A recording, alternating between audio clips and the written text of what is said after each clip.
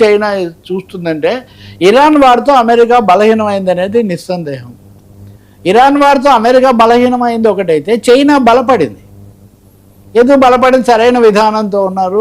ఆ చమురు వాళ్ళు దాన్ని మేనేజ్ చేశారు. ఇరాన్కి అండగా నిలబడ్డారు. పుతిన్కు కూడా రష్యాకు కూడా తోడుగా ఉన్నారు. కాబట్టి ఈ ఇరాన్ అగ్రెషన్ ప్రభావం ఏంటంటే చైనా బలపడటం. మీరు వర్మ గుర్తు చేసుకోండి, రెండవ ప్రపంచ యుద్ధం తర్వాత బ్రిటన్ బలహీనపడి అమెరికా బలపడింది. అది ప్రపంచ పరిణామాలను అప్పటి నుంచి ఇప్పటి వరకు ప్రభావితం చేస్తుంది.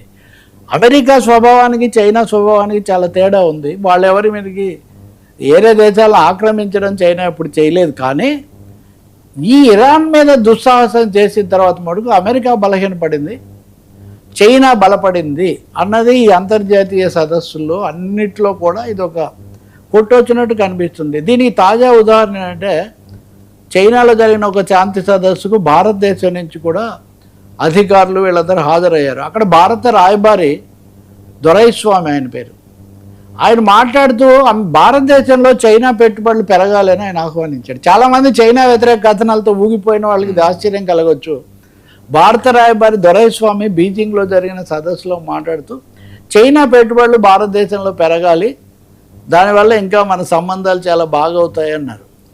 సో భారత్ చైనా సంబంధాలు దగ్గర అవ్వటము, రష్యా చైనా భారత్ ఒకటే దీని మీదకి రావటం, ఒక లైన్లోకి రావటం అన్నది చాలా గొప్ప పరిణామం అవుతుంది. ఈ సదస్సులో ఇంకోటి కూడా చెప్పారు, అమెరికా ట్రెడిషనల్ మిత్రులను కోల్పోతుంది అని.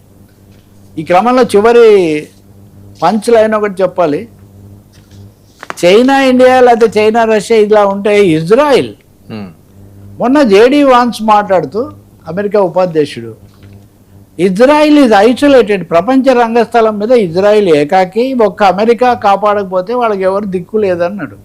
దానికి సమాధానంగా ఇజ్రాయెల్ ప్రధాని నెతన్యాహు ఒక ప్రకటన చేశాడు, మీరు మరీ టూ మచ్ అండి, మాకు 140 కోట్ల నరేంద్ర మోదీ గారు మాకు అండగా ఉన్నారు, సో భారతదేశం మాతో ఉంది అని. అంటే ఇజ్రాయిల్ అంతర్జాతీయ వేదికల మీద ఇజ్రాయిల్ ప్రధానమంత్రి ఇండియా అండ్ నరేంద్ర మోదీ గారు మోస్ట్ డిపెండబుల్ అలీస్, ఒకవైపున ట్రంపే నీకు పిచ్చెక్కింది అని బహిరంగంగా కేకలేశాడు కదా నెతన్యాహును. ఇలాంటి సమయంలో ఆ నెతన్యాహు నాకు ఇండియా 140 కోట్ల మంది సాయం అంటున్నారు. సో ఇప్పుడు oh god save me from this friends అంటారు, దేవుడా ఈ స్నేహితుల నుంచి నన్ను రక్షించని. మనం కూడా అలాగే కోరుకోవాలి, నెతన్యాహు ధృతరాష్ట్ర కౌగిల్లో మనం ఉండకూడదని.